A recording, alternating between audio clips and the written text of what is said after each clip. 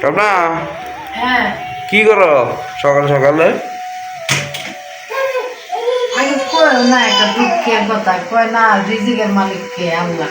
তো সেদিন ওই যে বাসায় আইসা দেখলাম যে তুমি এক বাটি আনছো, আবার কালকে রাত্র 2টা বাজে আনছো। তো 2টা বাজে তো আর খুলছি, খোলার পর দিন নষ্ট হয়ে গেছে।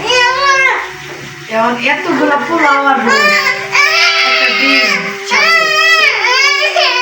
না না লেবুটা ভালো আছে। এতগুলা পোলাও আর একটা রোস্ট কত বড় দেখা একটা কত বড় ডিম।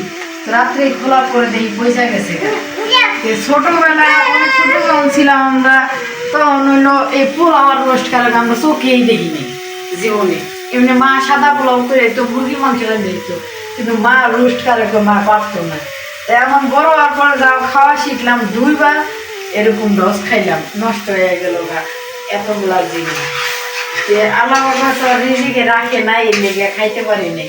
দেওয়া এতগুলা খাবার ফালাই দেওয়ার মতন এই শরীরে মানায় যে এতগুলা খাবার।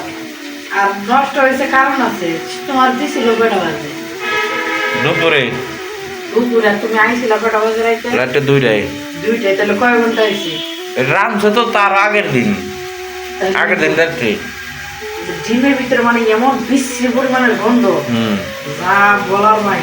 রোস্ট গন্ধ হয়ে গেছে। এই রোস্টের কারণে ফালাও না আতে না।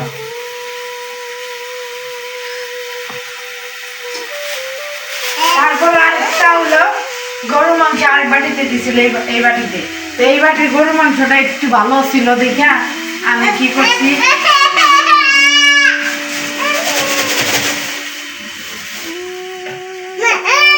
আমি গরম করছিলাম খাওয়ার জন্য। পরে রেডিও দিয়ে নষ্ট, সারা রাত আমার পেট খারাপ হয়েছে। ঠিক আছে, আমার ফুচকা পাগল হয়ে গেছে।